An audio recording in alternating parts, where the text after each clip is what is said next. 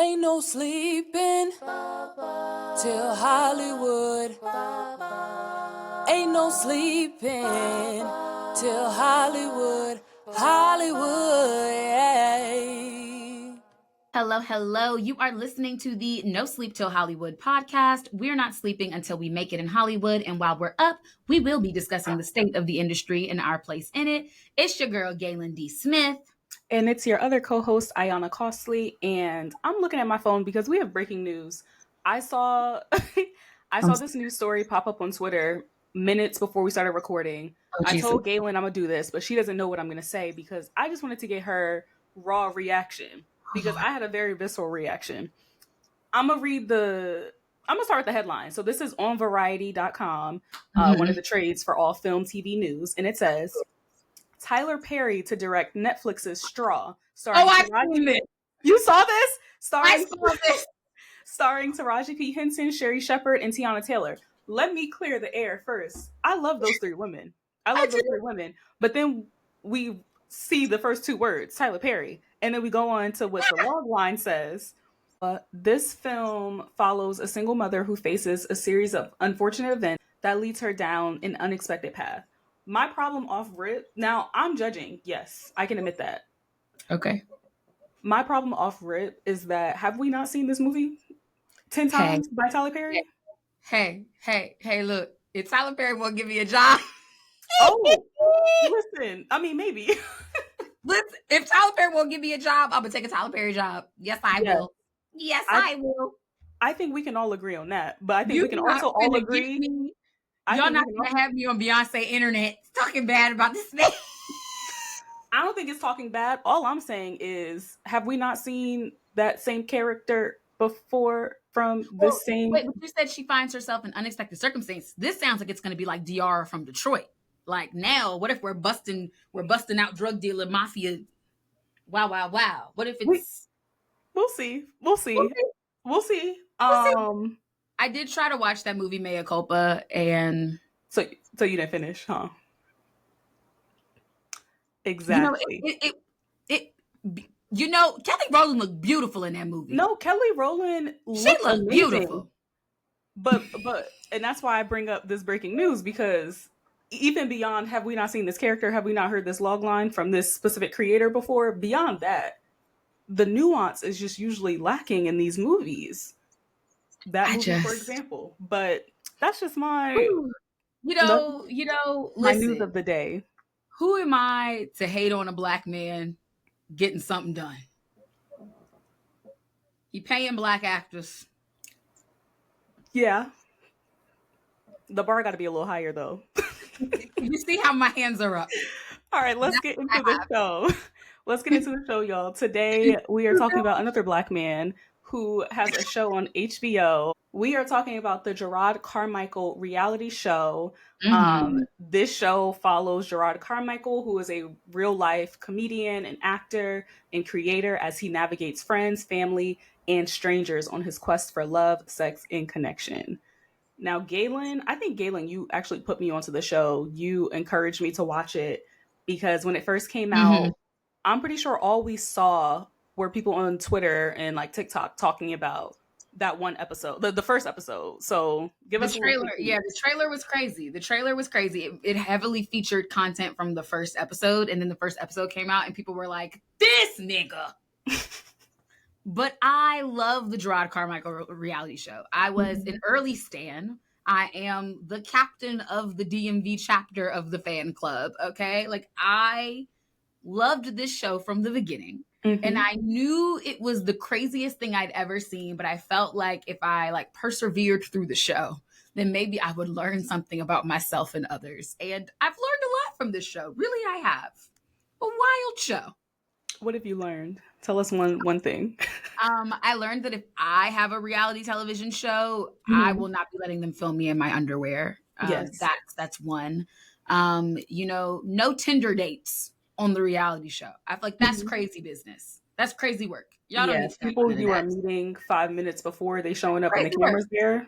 Crazy work. But no, I think that there's something to be said for the way that Jerrod is using this framework of a reality television show and bending the rules, because it feels more like a half-hour drama than it does a reality show, which I think is really interesting.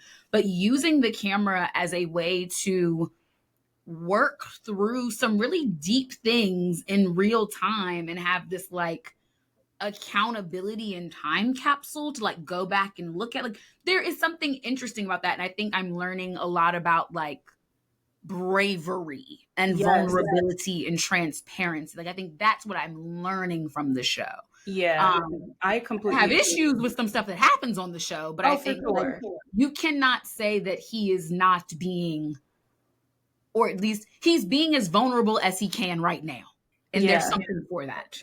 I think this show sets out to do, or this show is successful in what it sets out to do, in that he says from the episode, like the first episode, the pilot, like, I'm trying to be more vulnerable in my life and with the people in my life. I'm trying to be a better person. Yes. And so over the course of 8 episodes, like Gaelyn said, yes, it's a reality TV show, but there are like scripted elements to it, even down to the cinematography, the way we see him, like, it's very framed. It looks beautiful, and you don't necessarily get that in the run and gun reality TV shows that we're used to.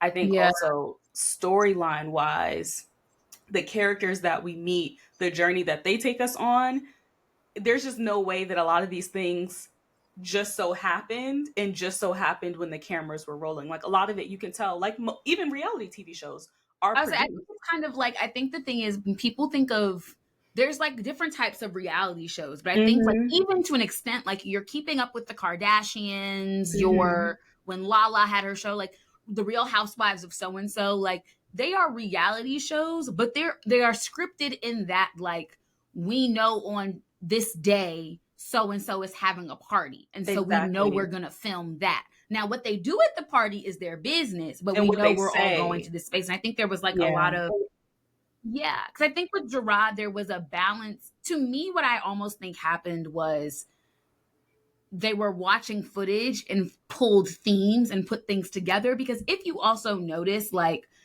we meet his best friend, whose name I can't think of, the young lady. We meet her in the first episode, but her episode isn't until the 3rd episode.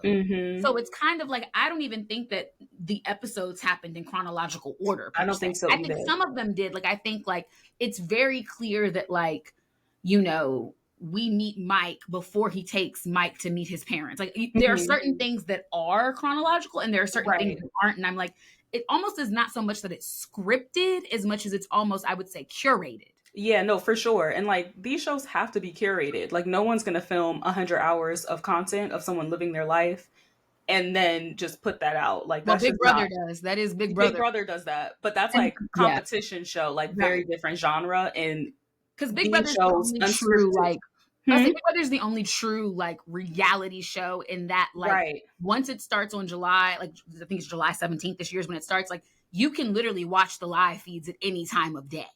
I've done it before. That show was like unique in that is a reality, like, that is a full I think this one takes a little bit more liberties, but I think also, like, if you look at the creative team behind the show, it's the same creative team that was behind his special Rothaniel, that is worked with him on a lot of, like, that is his style as much as it also then becomes like a curation of all the moments they've done. Like, I don't think anybody was, you can tell people were responding the way that they would respond. I think that was what was interesting. Oh, for sure. That, like, the cameras were there, but I didn't feel like people were playing to them. And there was almost like this interesting way that people interacted. Like, the friend at the end of, there's an episode, so the episode I'm talking about, episode 3, his best friend from childhood moves to New York to live in his apartment with him. And she decides that she wants to be an actor. And there's this moment where she's working with her acting coach at the end of the episode, and he asked her to say something that, like, she was like, oh no, people are going to think I'm homophobic if I say this. And then there was like this way that she turns to the camera and is like, please, y'all, like, don't, I love the gays. Like, it's, there's an awareness that the camera's there, but I don't feel like people were playing to the camera. And in some ways, people were really honest in ways that I just would not have expected. Yeah. And of course, then some people shut down. Like his friend Anonymous, who everyone thinks is Bo Burnham. We know. Right. I was reading that. I believe it. I don't think people were playing toward the camera. I think they were doing the exact opposite. They were calling the camera out and saying, I know how this usually works, but I'm going to present myself how I'm presenting myself, and hopefully people take it the right way. And I think there was like a keen awareness of cameras, a keen awareness of the fact that like this is going to be on people's TV and that the general public will be able to judge us and to watch us in these really intimate moments. And in the scenes where the character, who we don't really know who it is, it's not confirmed, but they have on a mask, they're using a voice distorter, and that person is like very clearly calling out Jerrod by saying, I don't know why you're doing this show. I don't know why you have these cameras here. I don't know why you invited me and why you're, you know, putting your closest friends and family through this, because in a way, like, this is exploitation. Like, there's no way that having these cameras in this room, there's no way that it's going to be 100% honest of what happened, because there's going to be editors going through, cutting it up. There's going to be producers saying, no, we kind of like this shot better or this storyline better. And so I don't think people, I mean, we don't really know. The discomfort of people. Like, I think that is something that that last episode when Anonymous is there and he's just like, I don't get this. Like, I hear what you're saying this is doing for you, but did you think about everyone else? I think about what he says at the end.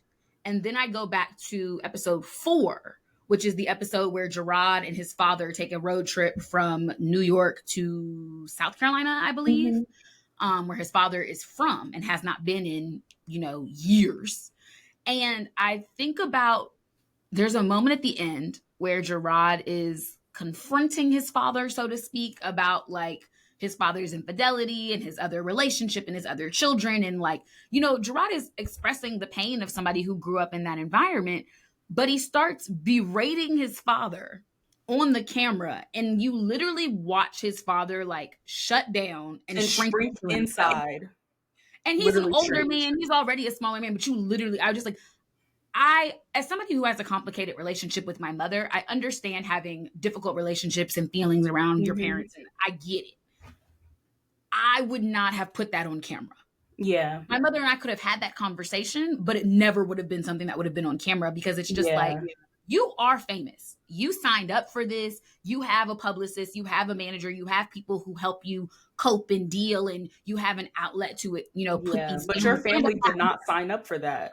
And people don't know them and people don't respect them. Like I think Jerrod's show really gets into like, we don't see celebrities as people, and the lengths that celebrities will go to sometimes to be seen as human and people and, worthy of concern are sometimes like these really extreme ones that leave other people in their lives vulnerable because they're so desperate for this search of humanity, so to speak. And of themselves. And that's kind of where I think two things can be true. And I've been like telling myself this like over the last 3 weeks while watching this series. Like, this show can be amazing and groundbreaking in the fact that we are seeing a gay Black man who is successful in Hollywood, who is showing like, he's showing shame, he's showing vulnerability, and he's working through all of that. He's working through family trauma, personal trauma, dating, like even survivor's remorse. Like the main thing for me that I was picking up was like this idea of survivor's remorse. Like, he is the person in his family that made it, and now he's kind of like contributing to everyone's lifestyle, and then to be on the receiving end of homophobia, of people who are loving you with conditions. It's just you can't turn it off. You cannot look away.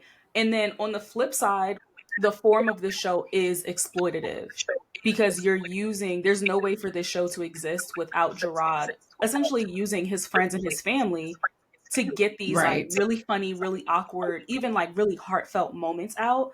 And he admitted in the show, he's admitted in the press run, that he needs those cameras to be there. And I think that's something like, you can't say like, oh, he's a terrible person because he's having these intense conversations with his parents. He is very open about the fact that he needs the cameras there in order to have these conversations. But we still have to think about like, how is this going to impact the people that I do care about in real life when these cameras aren't here? Because there are a lot of scenes where we literally see Jerrod and his family, his friends, as humans in the best and worst ways. I think it's also really interesting because this is the first reality show that I think I've seen where the subject of the show doesn't care if we like them. Yeah. Like, you know what I mean? Like, I feel like a lot of the edits of reality shows are like, look at how fabulous and wonderful I am, and don't you love me even more? Yay! Right. And especially this show when that isn't earned and when they don't deserve it. It'll be the richest of the richest being like, but look at the trauma that I went through and why that makes me human. And it's just like, most times it falls flat. But and especially because I think it happens, I don't even think that it's about using the trauma. Like, I would argue, like, the way the Kardashians have edited their show is, we want you to like us. And if you don't like us, we at least want you to talk about us. But like, they really edit to the fans who love them. Yeah. Like, and I would even add that if you don't fall into one of those categories, they also want you to be them or aspire to live their lifestyle. But I think that goes into, like, they edit for their fans. Like, their edits are to the best versions of what their fans think they are. Whereas Jerrod is like, I would argue there is only one episode where I would argue there's like one, maybe two episodes where Jerrod actually looks like a good person. Which one? In the show. Would you? The episode Jamar, when he's helping his friend. Mm-hmm. That one, that was the first episode I watched, and I was like, yeah, you were being a good friend. You were being a good friend. You were doing all that you could for somebody, and this person wasn't ready to accept and receive and whatever. Right, but he was trying. Because one of my friends, we argued about the episode when he moved his homegirl in, because I have thoughts. Because, like, when he moved her into that apartment and she was so happy and was like, oh, all of our dreams are coming true, I felt like that was a good thing. But then it still felt like a bad thing. It felt like a terrible thing, because in that episode, right after he moves his best friend into this apartment, it's like, I'm really excited for you, start this new chapter in New York City, you get to have your own place. There's sort of like this like impromptu confessional moment where it's just Jerrod speaking to the camera, and he's just like, I didn't even tell her that I only got the place for like 3 months. Like, no, it's a month. He got it for 1 month. A month, even worse. And so it's just like, boyfriend. No, he was talking to his boyfriend in the park, and he had ghosted her. Yep. And then to make matters worse, there's a scene where Gaelyn, you mentioned the scene earlier, but his girl best friend is working with an acting coach to, like, you know, become a better performer and to make it in this industry. And there's another like sort of confessional moment. I'm calling them confessional moments, but it's really just Jerrod like speaking. There are moments where he does it in the stand-up, but then also where it's just like him in the house. Those are like the confessionals that I'm thinking of. But it's him being radically honest, but to a point where it's like, this looks like you're a bad friend. And I don't think he cares. Like, that's not the point of the show. Oh, he don't think. But even when he did the stand-up and he was like, y'all, she not gonna make it. He's like, I'm not a mathematician, but literally the odds. He says, how do you tell a best friend that you grew up with that you don't think her dreams are gonna come true? That's crazy to me to say, not only in the stand-up, but like, to the camera. But and also, then I feel like that's a crazy thing to say on camera. I don't think it's a crazy thing to say. I don't think it's a bad conversation to have.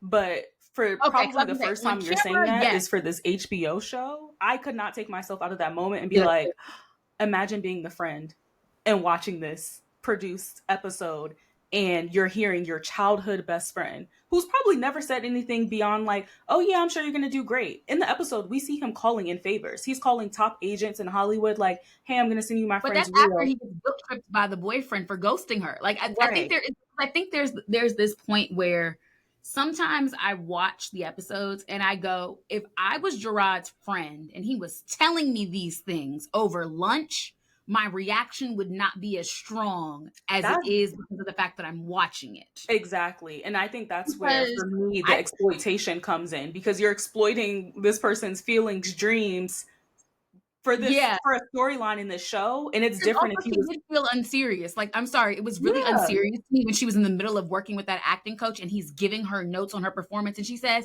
hey Pookie, can you go get me one of them little ice caramel macchiato things with the... That was the most unserious thing I've ever seen in my life. Because as somebody who has spent a lot of time in acting classes, what you would never do.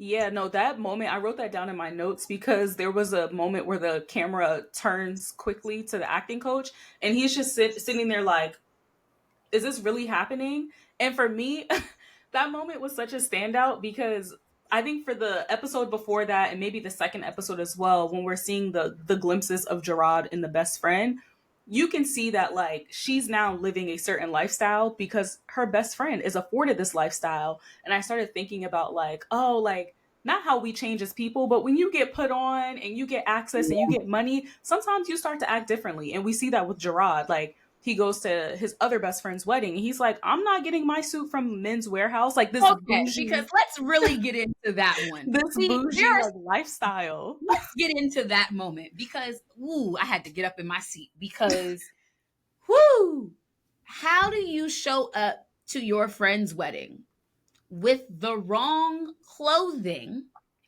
Not And by then accident. you say not by accident. Then you say you're going to go out and fix it because you got the wrong shirt. You said, okay, it is the wrong suit, but let me go get the right shirt color. Yep. You then go to Macy's, complain about them not having this particular designer you want, but Yeah. you buy the shirt and then you stop and eat hot dogs. Then you show up an hour late, miss the wedding, miss the best man speech, still have not changed into the black shirt that you have in your possession now. Right. But let's take a step back to when he was getting hot dogs and I think he was like in a park or something. I don't know. He literally, it was a hot dog stand. It was like a little hot dog stand or whatever. Yes, on camera, he says, the only thing I'm worried about right now is eating this hot dog.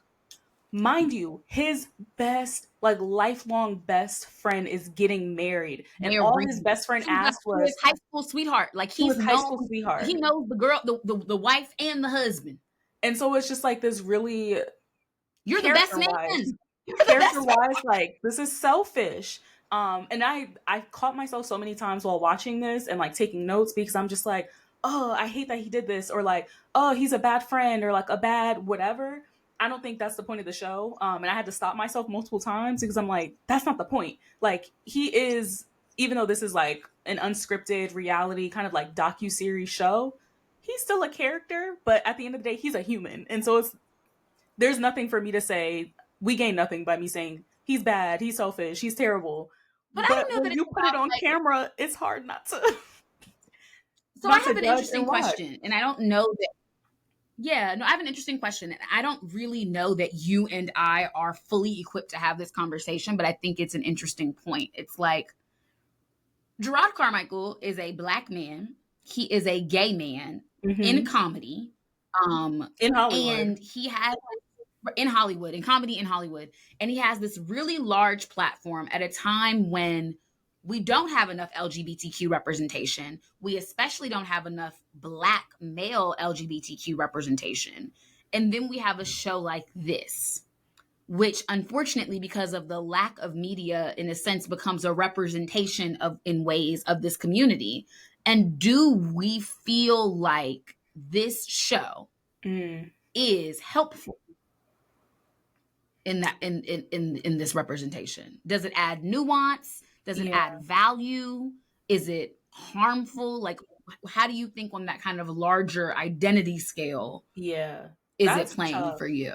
That's a tough question. I would say it is valuable. It is adding something to our cultural conversations, but I do think it's true that there are harmful moments in the show. Not even moments, just like harmful things about this show being made. And I think for me, the main thing that I've said over the course of this episode is just how exploitative it felt in moments where we know why we're here. We know why we're watching. We're choosing to tap in. It often felt like, based off the responses of his family members and of primarily like his father and his mother, it doesn't seem like they chose or genuinely wanted to be there. And Jerrod made comments, which once again, he's a comedian. So this whole thing could be a bit, but I think with how vulnerable it is, this is personal and real to him. But there were so many moments where he's like, well, they got to be here because I'm the person that pays the bills. I'm the person that got them the house. I'm the person that pays the health insurance. And so I need them to be here for the show. So they have to be here. I think in that conversation, it could be harmful, it could be exploitative. Because what does that say when we, our generation, when we make it, how are we, quote unquote, using the people in our real everyday life to help us achieve something, to achieve having a TV series on HBO, or to have an Emmy winning comedy special or show? I think beyond that, this show adds so much nuance to the conversations that we should be having about what it means to be a Black creator, a Black queer creator working in this industry, or just even existing in this world. The conversations that he unpacks with his parents are real conversations that people can relate to. It's not like he's this like other alien who is going through very specific things that only he can relate to. There are things I feel like anybody watching the show, you will find one conversation, even though it's going to be uncomfortable and maybe cringe. That's the point. It's cringy as hell, but I think very cringy. But it's hard. It's hard to watch, right? It is hard. The conversation with his father, really hard episode. I had to pause after that episode. Yeah, the conversations with his mother are really hard. Like, because I think there's a point of like, it's interesting when you're like the exploitation, but then I also think about the question of like, save for, you know, like in terms of his parents and their involvement on the show, like these are people who have greatly harmed this young man. Yes. Who refuse in a lot of ways to be accountable for that harm. That's such a good point. Bury it in the past and never think about it. And like, I'm not saying that the way he spoke to his parents was right. I'm saying I understand it. And I'm saying, and I wonder then, like, if we call it exploitative, are we centering the wrong people in the conversation? Right. That is so, like, I've been thinking about that too, because his mom is like unapologetically homophobic. You can see the harm that his mom has created. That episode when he brought Mike home and she didn't, like, his father was trying, there was that attempt to engage, there was whatever, but like she quite literally sat in the living room at one point while all three of the men were like going through Jerrod's things, or it was just very like, or when the episode when they go to church, and of course the episode when they go to church, it's better. Like towards the end of the show, it does get better, and Jerrod has said like, you know, the relation, like, because he talks to Angie Martinez and he's like, it's getting better, but he's like, it's hard for her because the way that she was taught religion so clearly interferes with her ability to love, you know, her son and those things. But like watching that episode, like, I was like, I don't feel bad for you. Yeah, no, I agree with you. You can't. There's like a line like where it oscillates, where it's like moments where it's like, oh, I kind of feel bad, but I really don't, because look at what you've done to Jerrod. I agree with you. It's hard to feel bad for his mom. I feel like his dad starts to come around. Not really, but there are moments where his dad is trying. I think there was like that moment when he said like, it was so interesting to hear like him and Jerrod speaking about the different opinions they had about when he came out, and how his father was like, that's not what I thought I said. And Gerard's like, oh, what you said to me was very different. Like, I think that there is a lot of conversation to be had about like, and I think it's hard, but it's like, I only feel bad for your parents because they don't have the same platform as you. Yes. And they can't defend themselves to a certain degree, but I don't even think they should have the right to defend themselves because of the homophobia that was present. So it's the balance. It's the balance. And I think that's why I think the show is, though. I think it's like Jerrod is an unlikable and in a sense an unreliable narrator. And he is showcasing the complexities of being a Black queer kid who has very religious parents. And even though he has all of this money, they still do not see him. Exactly. Because that's what it is. We're talking, like he says, he's paying all the bills. He has the money to take care of his family, and still nobody sees him for who he is. And that has to be an incredibly lonely and painful way to go through life. It has to.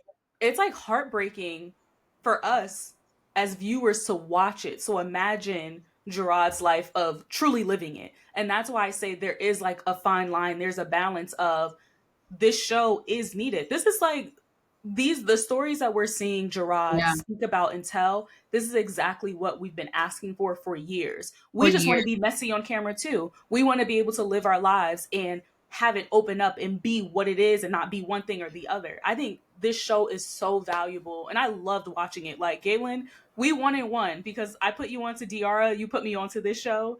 But this is this show is exactly what we've been looking for in terms of having Black and queer stories online. Are there moments where it's like, why are we making, what is it, like Yeah, slave everything, like, I'm so sorry, jokes? like, I didn't need to see him sucking a white man's toes. I didn't need it. Exactly. But at the same time, to his point, when he did the interview with The Breakfast Club, like, Mm-hmm. he did need to see that. As a queer kid growing Yup. up, He he said needed. that.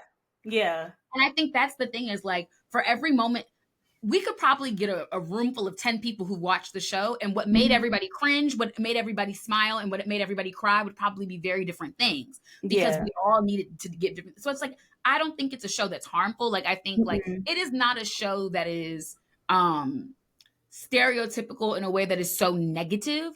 I think Right. it allows for the nuance and the mess. And I think as we Yes. continue to grow the landscape of Black queer stories, it will become a story that is important. And of course, right Yep. now, since there are less, it becomes a little bit more representational than I think it needs to be. And But I that's the understand that. real harm. That's the real harm. And that's not on Jerrod or anybody that worked on this show. That's an industry problem that That's an industry they problem, need not to the fix. problem. Yeah. Exactly. I agree. I'm very But excited. I'm very excited to see what he does next. I'm a big Rothaniel fan. I want to go rewatch same. Rothaniel now that I've, seen We this. should. We should Yeah. rewatch it. I'm also interested. I have some reading. I've been picking up on my books, and so I have some reading I want to do. And since it's Pride this month, I did want to. I have this book that I'm going to try and read at some point this month called Miss Major Speaks, and it's about a Black trans woman, and it's her memoir. So I'm going to try and, since it's Pride, sprinkle some things into my reading, into my learning. But I think to kick off Pride Month, I think this was a appropriate way to get into the month of How June. timely. We got Juneteenth coming up. Yes, Juneteenth is coming up. And then 4th the of most July. important holiday in the month of June is coming up. Oh, it's Gaelyn's birthday, y'all. Yeah, so we have an eventful month coming up. I'm excited to see what else we get into. And we are big Jerrod Carmichael fans. Very much that. I think part of being a fan and working in this industry is having an opinion on things. And so y'all got to hear probably about 30 minutes of our opinions today, but this show is so complex, just like our identities and our lived experience as humans are complex. And I think what Jerrod has done, I have not seen before. I have not seen someone put themselves on the line of fire in front of your parents, in front of your crushes, in front of the people you're dating, therapists, your childhood best friends, everyone. Like, he just let it all hang out. And put it. I mean, he was in them tidy whities. Very awful. Also, I'm so sorry. Real quick, I have to say this moment because I need to see your face as we discuss this. Yeah. When he was like, "Hey, Dad, do you want to see a picture of my boyfriend?" and then pulled up the nakedest photo he could find. It's just like, see, it's moments like that where it's like, why would you do that? It's moments like that where it's like, okay, you're trolling. Like, you really are a comedian. And I think it goes back to the point that some people use humor to break through tension, to break through uncomfortable moments. But it's just like, why would you pick that picture to show your parents? I'm not showing my parents no picture. Like, if I had a man, I don't have one. But if I had a man, I'm not going to be like, "Hey, Dad, you want to see my man?" and then pull up a picture of him half naked. Like, I'm going to find a picture where my man looks wholesome. Okay. Yeah. A polo, a college picture, maybe a button up, some glasses. Wholesome working man. That's what we're going to show you. With the Bible. Maybe a picture with the Bible. You know what I'm saying? Just something. Not naked. Yeah, that moment was funny though. I feel like we didn't really talk about the comedic moments of this show, but show is hilarious. It is in there, so y'all should check it out. When his friend was like, "You gonna take me to the Hamptons for my birthday?" Didn't he say, he was like, "I haven't even been to the Hamptons." I haven't been to the Hamptons. I'm not taking you. Right. So there are those moments sprinkled in along with like the really hard conversations, but watch the Jamar episode will make you laugh, if anything. Yeah, no. If anything, this will make you cackle. Exactly. But get into it. Check it out and let us know what y'all think. Only if you've watched beyond the pilot, because everybody has seen the Tyler the Creator scenes. Watch a little more. The thing is this: watch the whole pilot and then the rest opinion. Of the show. Yeah. Not them little 60-second clips you've been watching on TikTok where it's like, somebody with a green screen, like, and if you see the way that Tyler looks away, obviously that means that we don't want We need more. Watch the show for yourself. Exactly. But with that, we have come to another episode of the No Sleep Till Hollywood podcast. Make sure you follow us at No Sleep Till Hollywood on Instagram. And you can follow me, Gaelyn D. Smith, at G Smitty with 2 T's and 4 Y's on anything with an @ symbol. You can also find me on Instagram at Ayanna Costly and on TikTok at Ayanna Online. And that's our episode. Check back next week to see what else we're chatting about. And until then, good night, good morning, bonjour, bonsoir. Bye, guys. Bye, y'all. See you soon.